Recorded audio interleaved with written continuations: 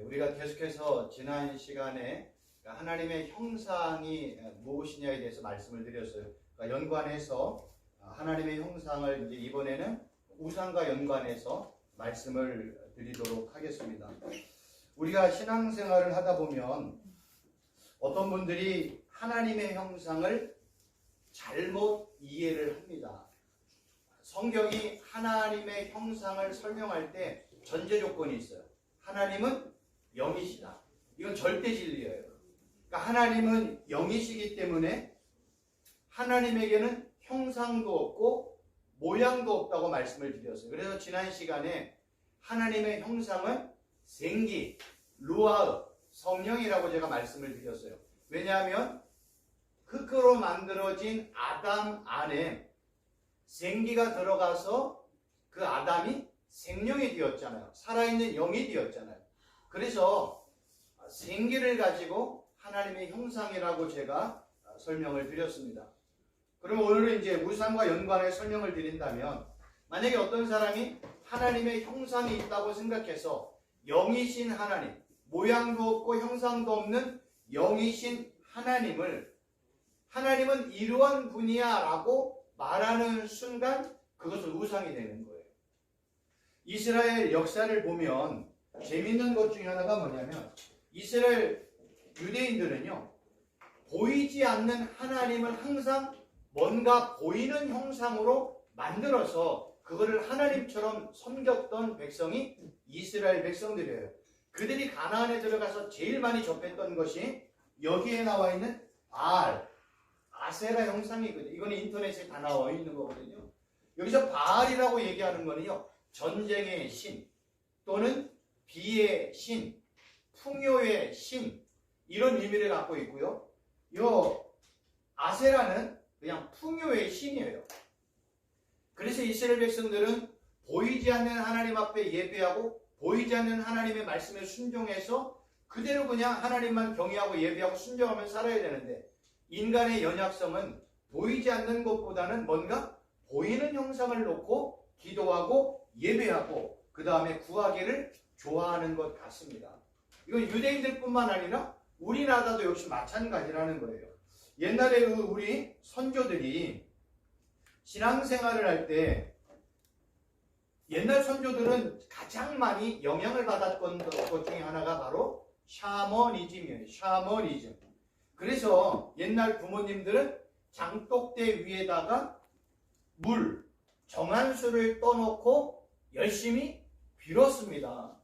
그런데 이게 빌어서 됐는지 아니면 어떻게 됐는지는 모르겠지만, 열심히 부모님이, 어머니가 자녀를 위해서 뭔가에 기도의 제목을 놓고 목표를 놓고 열심히 빌었더니 되는 일들이 일어났다는 거예요. 아멘. 안 돼야 되는데, 그래서 많은 사람들이 뭔가 자기들의 그 간절함이 있을 때는 장독대 위에다가 물 한 그릇을, 깨끗한 물을 떠놓고 열심히 비는 신앙, 이거를 가장 저차원적인 신앙인 샤머니즘이라고 말을 합니다. 그런데 이렇게 정한수만 떠놓고 하는 것뿐만 아니라 많은 사람들은요, 어떤 불상 앞에 아니면 선앙당 앞에, 그래서 옛날 시골에 가면 지하 대장군, 천하 대장군, 지하 여장군 이런 것도 있고요. 심지어는 어떤 산 위에 올라가다가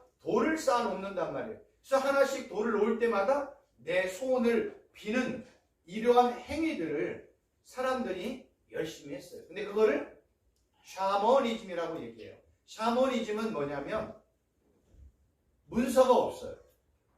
이런 우리가 고등종교라고 얘기하면, 고등종교에는요 항상 법전이나 경전이 있어요. 근데 가장 저차원적인 샤머니즘에게는 경전이나 법전이나 성경이라는 문서가 없어요. 그냥 열심히 비는 행위를 하는 거예요.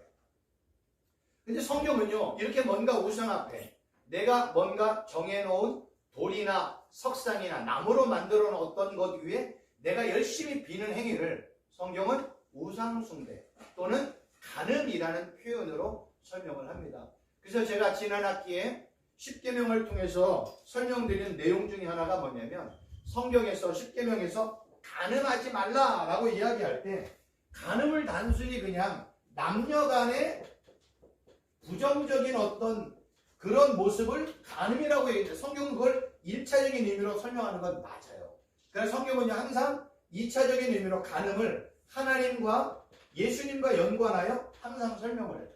그래서 진짜 하나님, 진짜 남편이 신랑을 버리고 다른 남편, 가짜 하나님, 다른 신을 섬기는 것을 성경은 간음 또는 이것을 우상숭배라고 동의어로 사용을 한다는 거예요. 그러니까 이스라엘 백성들이 진짜 하나님, 진짜 남편을 버리고 바알이나 아세라라는 가짜 남편, 가짜 신을 섬기는 것을 성경은 그냥 간음, 우상숭배라고 얘기를 해요. 재밌는 거는요, 바알의 뜻이 뭔지 아세요? 신, 그 다음에 하나님, 또 아버지라는 뜻도 있고요, 남편이라는 의미도 있어요. 근데 성경에는 하나님을 뭘로 표현하냐면 신, 또 하나님, 남편이라고 하나님을 설명을 해요. 성경에는요 하나님을 표현할 때 비의 신이라고 얘기를 해요. 그래서 하나님은 이른 비와 늦은 비를 내려주는데 바알도요 비의 신이에요. 바알도 전쟁의 신이에요. 근데 하나님은 나는 전쟁의 신이라고 얘기하잖아요. 그러니까 하나님이 가는 곳마다 전쟁을 하시잖아요. 그래서 하나님을 또 전쟁의 신이라고 구약 성경은 설명하고 있고, 또 하나님은 우리에게 풍요를 주시는 분이시거든요. 근데 바알도 풍요를 주는 거예요. 그러니까 구약에서 이러한 모습을 보면 구약 성경의 핵심은요, 바알을 섬길 거냐 하나님을 섬길 거냐. 왜냐하면 바알과 하나님은 똑같아요. 비의 신, 전쟁의 신, 풍요의 신. 하나님도 비의 신, 전쟁의 신, 풍요의 신. 근데 핵심 차이는 있어요. 바알은 눈에 보여, 하나님은 눈에 안 보여.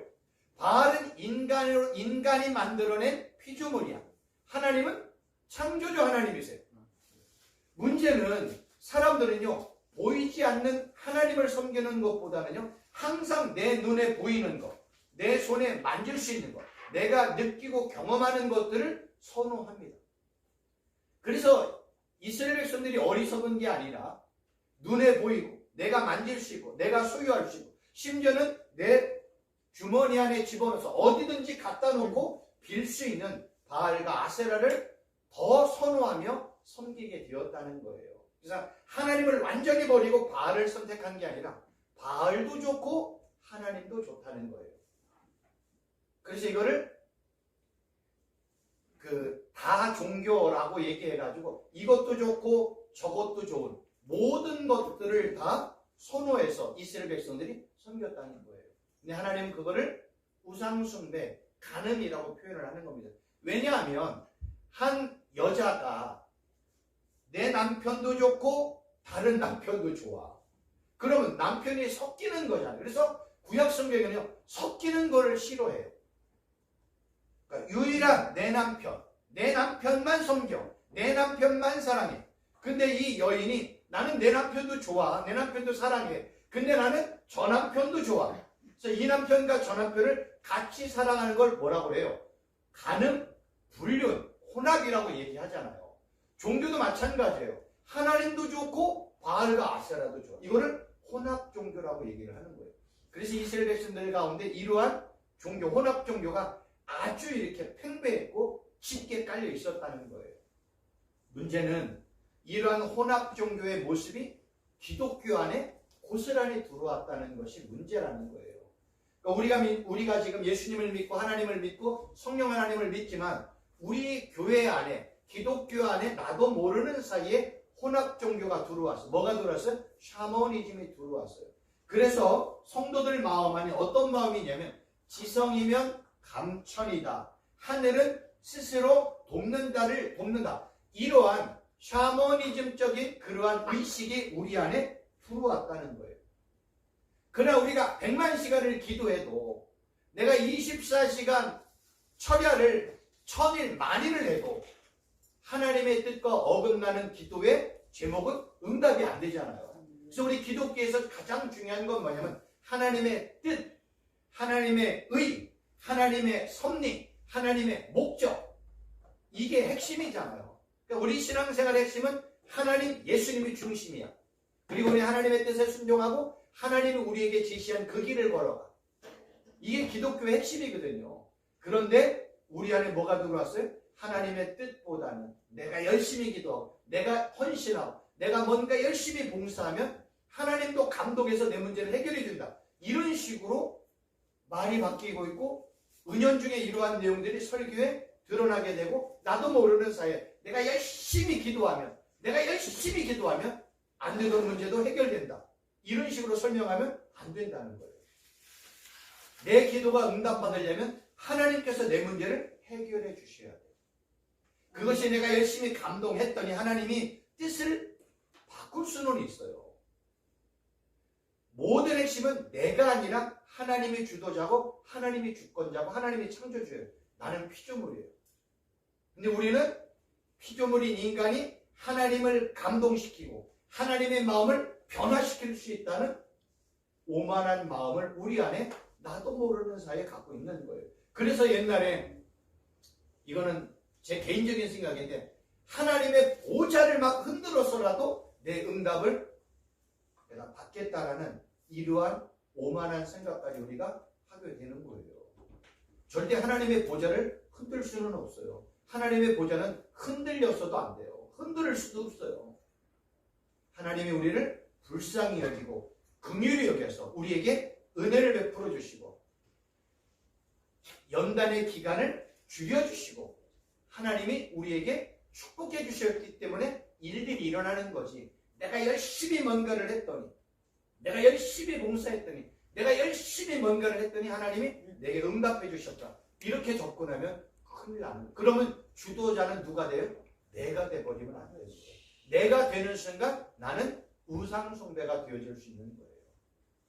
그래서 우리는 이러한 모습을 통해서 우상숭배가 얼마나 우리에게 가까이에 접근해 있고 나도 모르는 사이에 이 샤머니즘적인 신앙이 우리 안에 기독교 안에 가까이 들어와서 이러한 모습을 통해서 우리가 신앙생활하는 것들을 조심할 필요가 있다라는 의미에서 말씀을 드린 겁니다.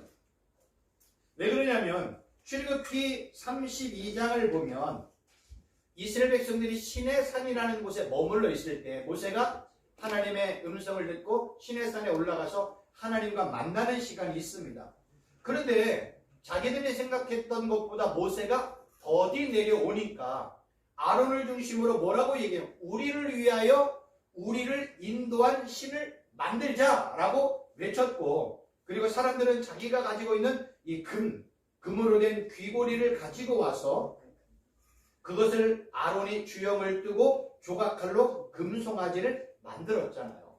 근데 여기서 제일 중요한 게 뭐냐면 귀에서 가져온 귀걸이, 금으로 된 귀걸이가 중요하다는 거예요. 금송아지를 만들려면 팔찌도 있고 여러 가지 금으로 된 판도 있고 금으로 된 금바도 있잖아요. 그런데 왜 굳이 금으로 된 귀걸이를 가져오게 했을까? 아론이 너희들 다 금으로 된 귀걸이를 가지고 와 라고 얘기해서 그거를 모아서 주영을 틀고 조각을 해서 금송아지를 만들었단 말이에요. 여기서 이제 제일 중요한 게 뭐냐면 귀라는 단어예요. 귀라는 단어. 왜냐하면 성경에서 이 귀라는 단어가요.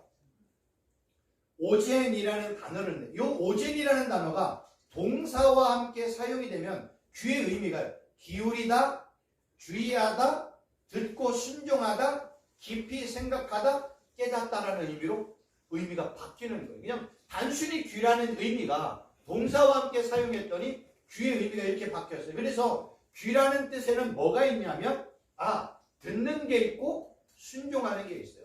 그래서 이스라엘 백성들에게 들으라 얘기할 때 그냥 단순히 귀로 듣는 게 아니라 너 듣고 그 내용이 뭔지 깨달아, 깨달은 대로 그 말씀대로 순종해 라고 얘기하는 거예요. 그래서 성경에는요 귀와 연관된 여러 가지 내용이 있는데 첫 번째는요 노예가 나는 영원히 우리 주인만 섬기겠습니다 해서 주인이 영원히 주인에게 귀속되겠다는 사람을 문지방에 가서 귀를 뚫는 행위가 있었잖아요. 구약에 보면요. 이 귀를 뚫는다는 건 뭐냐면 그냥 귀를 뚫는 게 의미가 아니에요. 귀를 뚫는다는 건 바로 뭐냐면 그 주인에게 영원히 내가 귀속되겠다. 나는 주인에게 영원히 속하겠다. 그리고 주인의 말씀에 순종하겠다라는 게 의미가 있어서 귀를 뚫는 거예요. 왜 굳이 귀를 뚫어요? 다른 데 뚫어도 되는데. 뚫지 않아도 되는데. 두 번째로는요. 아론과 아론의 아들들이 희생제물을 드릴 때 피를요 오른쪽 귓볼기에 이렇게 피를 묻혔어요. 그 이유도 똑같아요. 나는 하나님 앞에 영원히 순종하겠다. 세 번째로는요. 우리가 잘 아는 것처럼 신랑이 신부에게 뭐를 줘요? 폐물을 줄 때 귀걸이 뭐 이런 것들을 주잖아요. 귀걸이를 주는 이유는 나는 신랑에게 영원히 속해 있다. 나는 다른 남자한테 안 가겠다. 그런 의미가 귀걸이라는 거예요. 이런 의미가요. 네 번째로는요. 이 귀걸이가 우상숭배와도 연관이 되어 있습니다. 그래서 금송아지를 만들 때 금 귀걸이로 금송아지를 만들었다는 것은 내가 금송아지에게 영원히 귀속되고 그 금송아지를 내가 왕과 주인으로 모시겠다는 의미가 있어서 금으로 된 귀걸이를 가져와서 금송아지를 만들었다는 거예요. 그러니까 단순히 귀가 그냥 귀의 의미가 아니라는 거예요. 아니, 당시의 유대인들은요, 팔찌도 있고요, 발목에는 발목에 있는 발목 팔찌라고 하나요? 그럼 발목에도 하고, 팔에도 하고, 목에도 하고, 뭐 이런 것들이 많이 있었단 말이에요. 근데 왜 굳이 금으로 된 귀걸이를 가지고 왔는가? 바로 이러한 내용들이 있기 때문에 금으로 된 귀걸이를 가지고 와서 금송아지를 만들었다는 거예요. 나는 금송아지를 왕으로, 주인으로 섬기면서 영원히 금송아지에게 내가 귀속되겠다. 이런 의미가 있기 때문에 금으로 된 귀걸이를 만들었다는 거예요. 왜 그러냐면 하나님께서요, 모세를 통해서 이스라엘 백성들에게 주셨던 하나님의 호칭, 하나님의 이름이 있어요. 그 이름을 여호와라고 이야기를 합니다. 여호와라는 건 뭐냐면 나는 나다. 나는 스스로 있는 자다. 나는 영원히 스스로 있는 자다. 이런 의미가 여호와라는 뜻이에요. 그런데 하나님께서 이스라엘 백성들에게 모세를 통해서 이스라엘 백성들에게 하나님의 형상은 없잖아. 영이니까. 모양도 없잖아요. 그래서 하나님이 이스라엘 백성들에게 하나님이 누구인지를 이름을 통해서 알려줬어요. 내가 누군지 알아? 나는 여호와야. 나는 스스로 있는 자야. 나는 나야. 라는 의미의 뜻을 가진 여호와라는 이름을 이스라엘 백성들에게 주었다는 겁니다. 그러니 처음에도 제가 서론의 말씀을 드린 것처럼 이스라엘 백성들이 하나님을 섬기고 싶은데 하나님의 영이에요. 보이지가 않아요. 근데 하나님은 우리에게 뭘 줬어요? 모세를 통해서 이름만 줬단 말이에요. 그럼 이스라엘 백성들이 하나님을 경외하고 예배하려면 뭘 불러야 돼요? 하나님의 이름을 불러야 되는 거예요.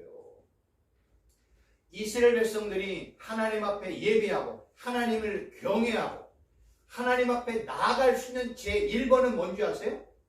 하나님의 이름을 부르는 거예요. 왜요? 하나님은 형상도 없고 모양도 없잖아요. 그래서 하나님이 나를 찾아오려면 뭐 해라? 이름 불러라. 그래서 여기에서 제가 은혜를 받아서 기도 1000번째 기도 돌판을 기록한 거예요. 기도 1000번째는 뭐냐면 우리가 기도할 때 하나님 이것도 해결해 주시고 저것도 해결해 주시고 요 문제도 우리 하나님 한번 부르고 막 5만 가지 기도를 다 하잖아요. 근데 기도 1000번째는 뭐냐면 모든 기도 제목들 앞에 하나님, 예수님, 성령 하나님을 집어넣고 기도하는 거예요. 하나님 도와주세요. 예수님 지켜주세요. 성령님 역사해주세요. 이런 식으로 모든 기도 제목들 앞에 하나님, 예수님, 성령 하나님의 이름을 집어넣고 기도하는 법을 만들어 놓은 것이 기도 1000번째예요. 우리가 일상생활을 할 때 삼위일체 하나님의 이름을 몇 번 불러봤어요? 하루에 100번을 불러볼까요? 절대로 못 불러요. 의도하지 않아도. 의도를 해도 100번을 부르기가 힘들어요. 근데 의식하지 아니하면요, 하나님의 이름, 삼위일체 하나님의 이름을 100번을 부를 수가 없어요. 그런데 기도 1000번째 1번부터 7번까지의 기도만 하면 빠르면 7분, 평범하게 하면 10분이거든요. 그러면 130 몇 번의 삼위일체 하나님의 이름을 부르도록, 의도적으로 부르도록 만든 게 기도 1000번째라는 거예요. 구약 성경에서 이스라엘 백성들이 하나님 앞에 나아가는 첫 번째 방법은 뭐예요? 하나님, 예수님 부르라는 거예요. 근데 안 불러요. 나는 형상이 좋아. 그래서 바알이나 아세라의 형상을 놓고 거기에다 제사하고 거기에다가 곡물 갖다 놓고 그 다음에 뭐예요? 소재, 전제 뭐 이런 거 갖다 놓고 올려놓고 아니면 동물 바치고 나는 이게 좋아. 근데 하나님은 뭐를 야 그런 거 하지 마. 내 이름 불러. 우리 하나님을 경외하는 첫 번째 방법은 하나님의 이름을 자주 부르는 거예요. 우리가 육신의 부모님은 엄마, 아빠 하면 뭐야? 야 아빠가 죽었냐? 엄마가 죽었냐? 할머니 죽었냐? 한 번만 불러. 이렇게 얘기하잖아요. 귀찮아하잖아요. 근데 우리 삼위일체 하나님은요. 하나님의 이름을 1000번, 10,000번 하루에 부른다고 해서 귀찮아하지 않습니다.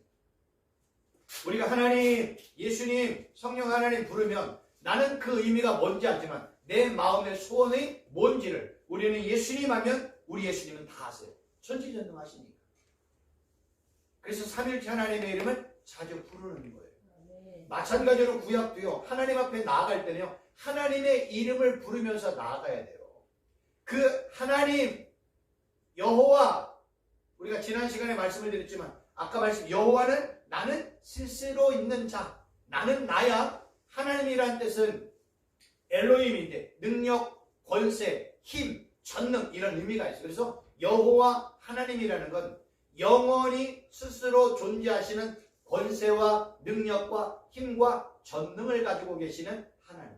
이런 의미가 바로 여호와 하나님의 이름이라는 겁니다. 그러면 이제 우리가 한 가지 이걸 생각해 봐요. 아론이 야 귀에 있는 금고리 다 가지고 와 해가지고 금으로 된 귀걸이를 가지고 뭔가 형상을 만들었잖아요. 근데 왜 아까 보았던 이 송아지 형상을 만들었느냐 이거예요. 다른 뭐 여러 가지 형상도 만들 수 있다. 근데 왜 굳이 송아지 형상을 만들었는가? 이유는 이스라엘 백성들이 애굽에서 430년 동안 있을 때 애굽인들이 하나님처럼 섬겼던 신이 아피스라는 송아지의 형상이었어요. 그러니까 430년 동안 애굽에서 지내는 동안 이스라엘 백성들이 신하고 보면 뭐가 떠올라요? 송아지 형상을 한 아피스의 형상이었어요. 그래서 아론도 우리가 신을 만들자 하면 그냥 본능적으로 아피스의 형상을 만들어서 자기들의 신을 삼았다는 겁니다. 이러한 것들을 너무나 잘 알고 있었던 하나님께서 이스라엘 백성들에게 10계명을 줄 때 그 첫 번째 계명으로 아무 형상도 만들지 말라고 하나님께서 명령을 하셨던 겁니다. 그래서 우리가 잘 알고 있는 10계명에 너는 나 위에 다른 신 두지 마 이 얘기한 거예요. 그리고 두 번째 구체적으로 뭐예요? 우상 만들지 마. 하늘에 있는 것이나 땅에 있는 것이나 땅속에 또는 물속에 있는 어떤 형상 만들지 마. 다 누구와 연관이 있어요? 하나님과 연관된 내용을 가지고 10계명을 설명을 하고 있는 겁니다.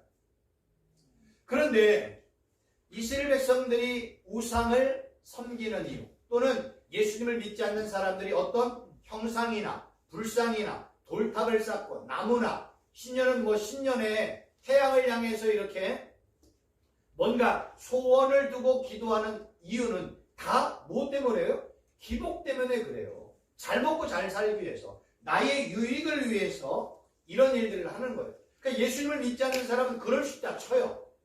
그런데 예수님을 믿는 우리 성도들 중에 기독교인들 중에 나도 모르는 사이에 우리가 운전하는 분들은 운전대 이 거울 앞에다가 십자가를 이렇게 달아놓잖아요. 또는 집에 들어가면 예수님의 형상이나 뭐 이런 것들을 걸어놓잖아요. 아니면 어떤 분들은 십자가의 목걸이를 하고 다니면서 살고 있잖아요. 이런 십자가의 목걸이나 차 안에 십자가 나무를 된 거를 걸어놓고 아니면 십자가 예수님의 모습을 집안에 걸어놓는 건 나쁜 것 아니에요. 근데 문제는 내가 차를 탈 때 내가 거울 앞에 걸어놓은 이 십자가가 나를 안전하게 지켜준다고 생각하는 순간 이건 뭐가 되는 거예요? 우상이 된다는 거예요. 이게 문제라는 거예요. 집안에 들어갔더니 예수님의 성화가 있어요. 그걸 보고 아 예수님 저 돌아왔어요. 이거 그 그림 자체가 뭐가 돼요? 우상이 된다는 거예요. 내가 기독교인을 드러내기 위해서 십자가 목걸이 하는 거? 괜찮아요.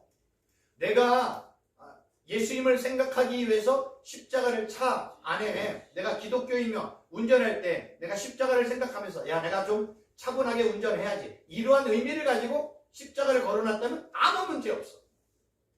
내가 기독교인을 드러내기 위한 모습으로 예수님의 성화를 집안에 여러 곳에 붙여놓은 것 아무 문제 없어요. 근데 내가 그 성화, 나무로 된 것, 금으로 된 십자가를 내가 의지하는 순간 그건 뭐가 되는 거예요? 우상숭배가 될 수 있다는 거예요.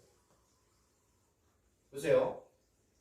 악한 사단이 우리를 여러 가지의 모습으로 공격할 때가 많이 있습니다. 어떤 때는 영으로, 어떤 때는 환상으로, 어떤 때는 꿈속에서, 어떤 때는 현실 가운데. 내가 이렇게 걸어갈 때 나도 모르는 사이에 두려움이 엄습할 때, 불안함이 엄습할 때, 염려와 걱정과 근심이 엄습할 때 이런 모든 것들은요. 악한 사단이 여러 가지 상황과 환경을 통해서 우리에게 역사하는 방법들이에요. 근데 내 안에 두려움이 갑자기 엄습할 때, 집안에 들어갔는데 갑자기 나도 모르는 사이에 소름이 끼치고 두려움이 엄습할 때 내가 늘 차고 있는 목걸이를 가지고 물러가라! 물러가라! 물러가라 하면 악한 사단이 물러가요? 악한 영들이? 절대로 물러가지 않습니다.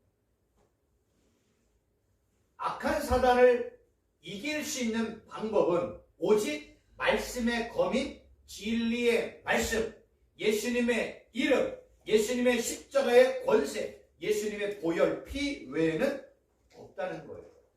그래서 기독교에는요, 뭐가 없을까요? 형상이 없어요. 모양이 없어요. 기독교에는 어떤 물건이 없어요. 만약에 예수님께서 쓰셨던 어떤 물건 하나만 있다. 그러면 전 세계가 다 거기에 모여가지고 뭐해요? 그것 가지고 경배하고 그것 앞에 제사하고 예배드려요.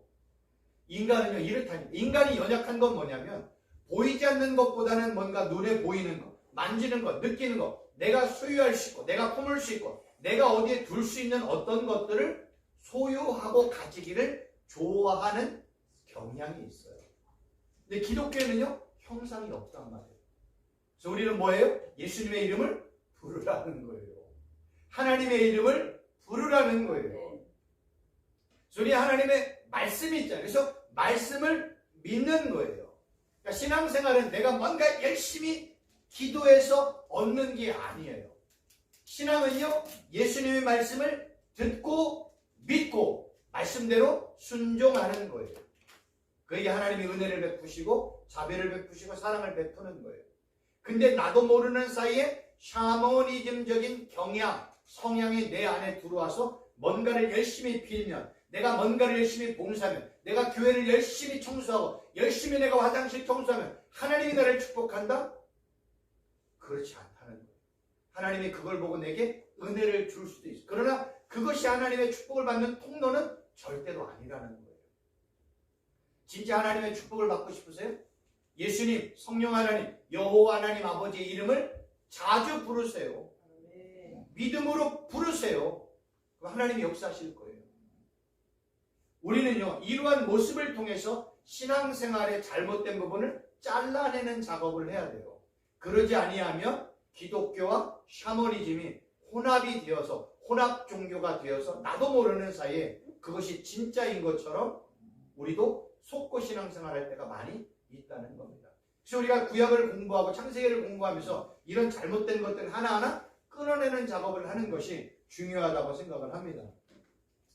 또 하나는요 하나님의 형상이 깨어진 사건이 있잖아요. 우리가 아담과 하와가 하나님이 선악을 알게 하는 나무의 열매 먹지마, 너 먹으면 죽어 라고 하나님이 강하게 명령했는데 악한 사단의 미혹을 받은 아담과 하와가 하나님이 먹지 말라고 하는 선악을 알게 하는 나무의 열매를 따서 먹고 하나님 앞에 불순종했잖아요. 근데 하나님이 뭐라고 그래? 너 그 열매 먹으면 죽어? 했는데 아담과 하와가 그 열매를 먹었지만 살아있잖아요. 성경은요 죽음이라는 것을 하나님과의 관계가 단절된 것을 죽음이라고 얘기해요. 하나님의 말씀에 불순종하며 사는 것을 성경은 죽음이라고 얘기해요. 왜요? 불순종으로 말미암아 하나님과 아담과의 친밀한 관계가 깨어졌거든요. 그래서 이걸 하나님의 형상이 깨어졌다. 이렇게 표현하는 거예요. 그러니까 결국 아담이 하나님의 형상으로 만들어졌는데 그 하나님의 형상이 깨어진 거는 성경은 죄, 다른 말로 표현하면 불순종이라고 이야기를 하는 겁니다. 그래서 아담과 하와가 하나님 앞에서 하나님과의 형상이 끼어졌고 하나님과의 친밀한 관계가 끼어졌고 하나님과의 영적인 관계가 끼어졌잖아요. 그래서 하나님 없이 살아가려고 하니까 아담과 하와가 취했던 행동이 무화과 나무로 된 옷을 입었잖아요. 만들어서. 여기서 무화과 나무로 만든 옷, 이거를 어떤 때는 치마라고 설명을 하는데 성경이 이 무화과 나무로 만든 이 치마를 설명할 때 하고르라는 단어를 쓰는데 이거는 그냥 띠예요. 띠. 우리가 무화과 나뭇잎으로 옷 입었다 해서 여기 목부터 아래까지 무화과 나무로 전체를 가렸다는 게 아니라 뭐만 가렸다는 거예요? 허리에 띠를 띄었다는 거예요. 근데 성경은 이거를 아담과 하와가 무화과 잎을 엮고 치마로 만들었더라 이렇게 설명을 했지만 이 하고르라는 단어는 치마의 의미가 아니라 띠의 의미가 있어요. 그래서 예전에 제가 몇 년 전에 텔레비전을 봤더니 이 아프리카의 저 안쪽에 들어가 있는 어떤 종족은요 옷을 입질 않아. 남녀가. 근데 남자는요 허리에 띠를 하나 딱 쳤어. 띠. 아무것도 안 입고요. 그리고 옆에 칼 하나가 찼어. 그게 옷이에요. 제가 그걸 본 게 하나님의 은혜라고 생각을 하는 거예요. 지금도 아프리카 저 구석에 있는 어떤 종족은요 아무 옷도 입지 않고 우리가 혁띠 있잖아요. 혁띠. 그거 같은 띠를 하나 딱 차고 옆에 칼을 쳐요. 그게 옷이에요. 아담과 하와가 하나님 앞에 불순종하고 무화과로 만들어진 옷을 입었다는 것, 옷을 만들었다는 게 아니라 뭐예요? 그냥 띠 하나만 걸쳤다는 거예요. 그래서 이제 제가 찾은 게 이제 요런 띠 같은 걸로 그냥 걸친 거에 불과해요. 근데 하나님은 아담과 하와를 사랑하셔서 그에게 뭘 만들어줬어요? 가죽옷을 입혀 주셨잖아요. 가죽옷이라는 건 뭐냐면 몸 전체를 가릴 수 있는 것이 가죽옷이에요.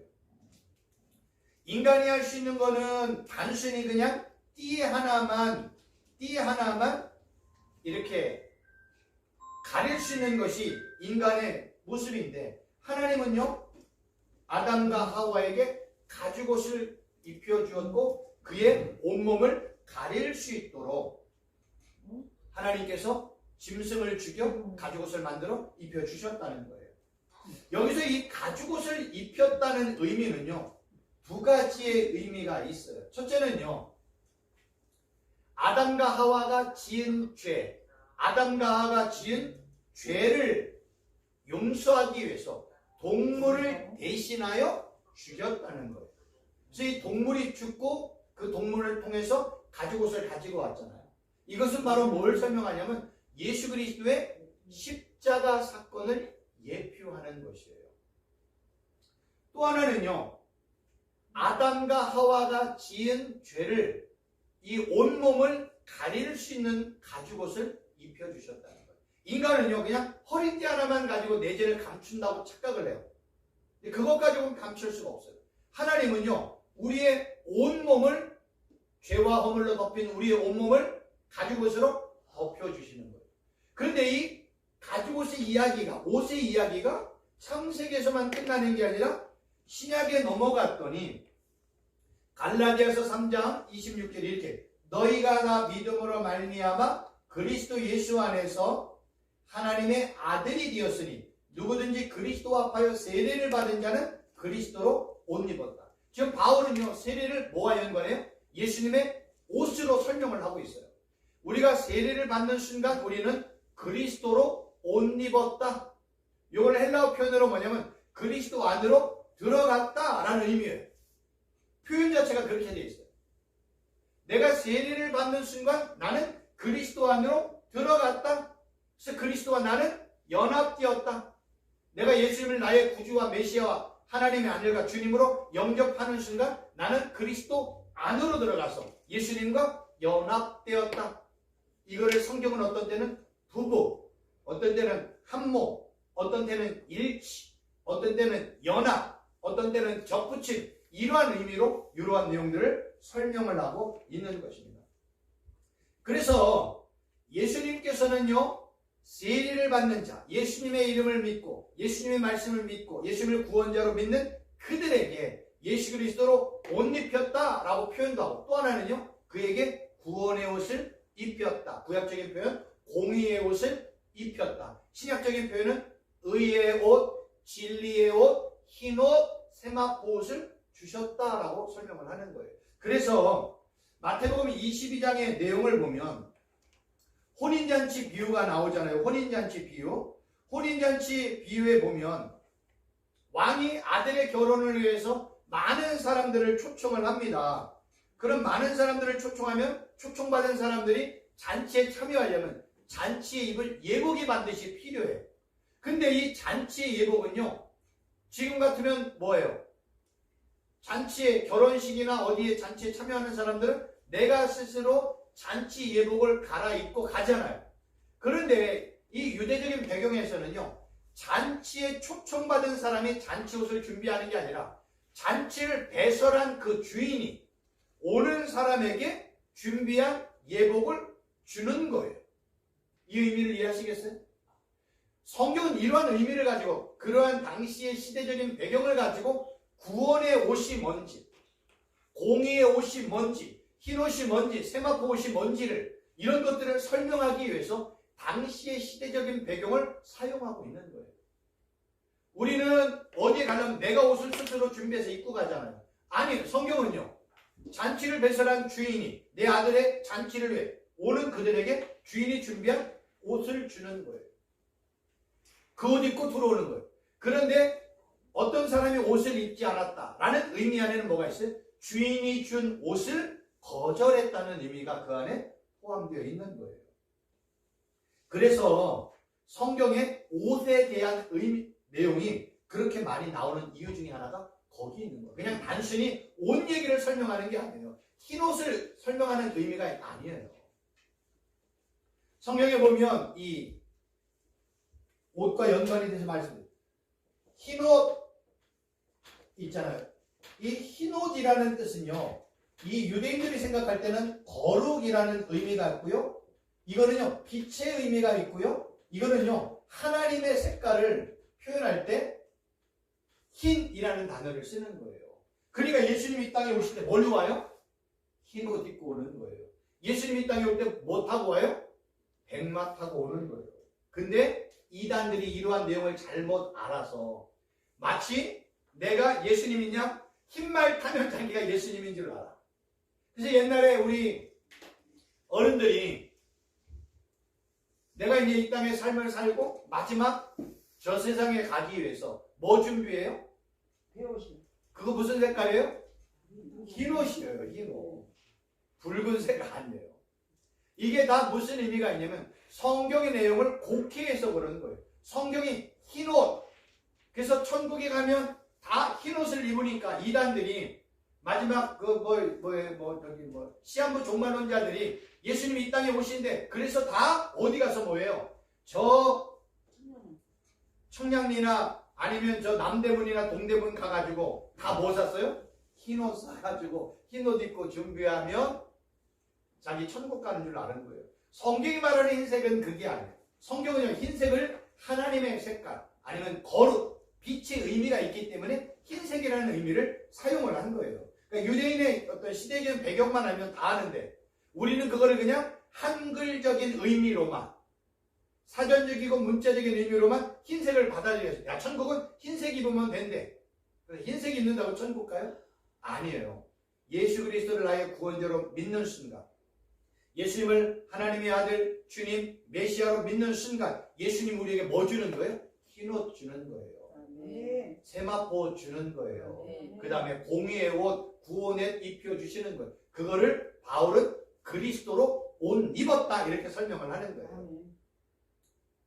그러니까 천국의 주인이 예수님을 믿고 그 천국 잔치에 참여하는 그들에게 주는 게 흰옷, 세마포, 구원의 옷, 공의의 옷. 그거를 예수 그리스도로 옷 입었다 이렇게 설명을 하는 거예요. 이거는 그냥 헬라어 히브리어 조금만 알면 다 아는 얘기예요. 근데 이 단들은 헬라어 히브리어를 공부하지 않고 그냥 성경에 나와 있는 문자적인 의미로만 이거를 접근했더니 엉뚱한 이런 행위와 모습을 하게 되는 겁니다. 그래서 이제 여기에 보면 이런 것들, 그래서 의의 옷, 흰 옷, 세마포, 예수 그리스도를 가죽옷과 연관, 예표, 그러니까 그리스도의 십자가 사건을 예표하는 모습이라고 제가 설명을 드렸습니다. 하나만 더 이제 설명을 드린다면 로마서 8장 28절에 보면 하나님께서 미리 하신 사람들을 그분의 아들과 같은 형상을 이루게 하시려고 또한 미리 정하셨습니다. 그것은 그분의 아들을 많은 형제들 가운데 맏아들이 되게 하시는 거예요. 여기서 이 형상이라는 단어가요, 헬라어로는 에이콘이에요. 이 에이콘이라는 단어가요, 우리가 지금 배우고 있는 하나님의 형상이 있잖아요. 창세기 1장 26절에 나와 있는 이 형상과 똑같은 단어예요. 히브리어로는 찰렘이라는 뜻이지만 이 찰렘을 번역한 헬라어가 에이콘이에요. 그러니까 성경은 하나님의 형상, 아들의 형상 똑같이 설명해 줘야 되잖아요. 그래서 아들의 형상, 하나님의 형상을 같은 단어로 설명을 하고 있는 거예요. 아까 그 우상에게 섬겼던 우상은요, 이런 에이콘이나 찰렘이라는 단어가 아닌 다른 단어로 사용하고 있어요.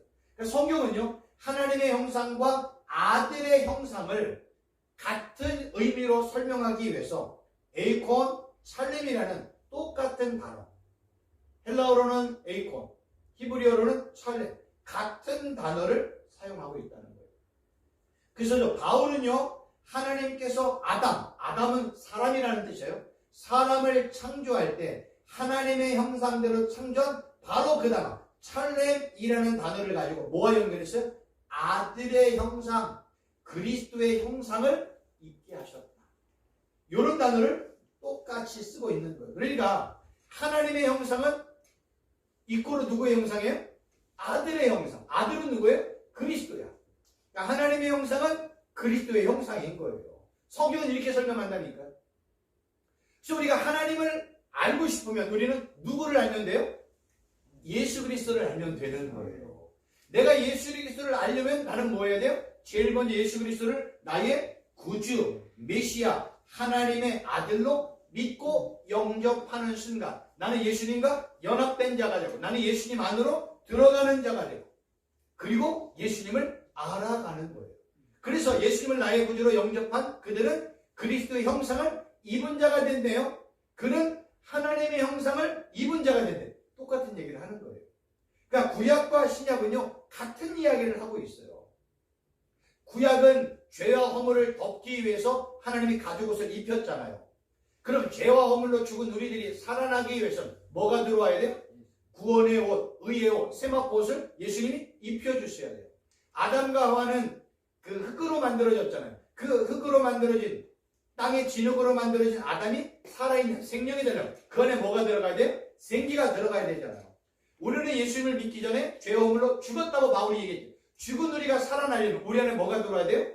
성령이 들어와야 돼요. 근데 성경은요, 이 성령과 생기를 같은 단어로 설명하고 있다는 거예요. 똑같은 이야기하고 있는 거예요.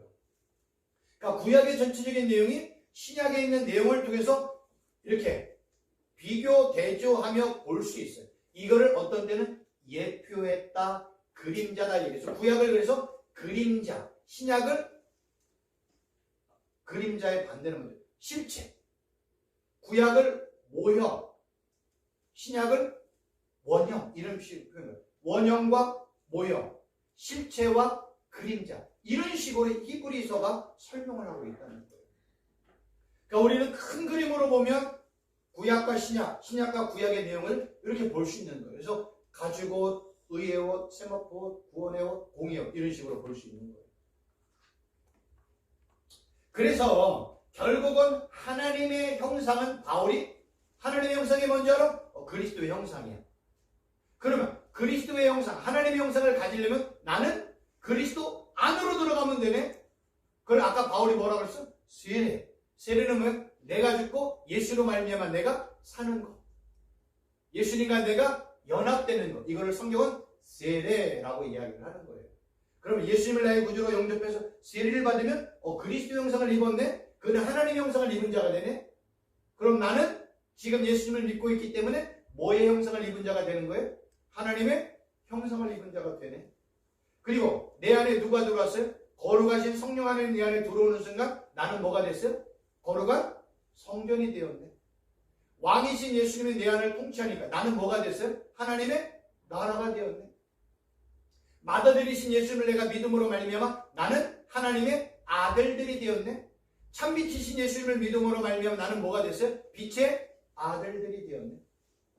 그래서 빛의 아들들이 된 우리들은 무슨 열매를 맺어야 돼? 빛의 열매, 착함과 의로 이런 것들을 맺고 성령 안에 내 안에 거하시는 순간 나는 무슨 열매를 맺어야 돼요? 성령의 열매를 맺어야 되네. 우리는 하나님이신 신이신 예수님을 믿고 내 안에 뭐가 있었어요? 신의 성품이 들어왔네. 성경은 이런 식으로 설명한다니까요.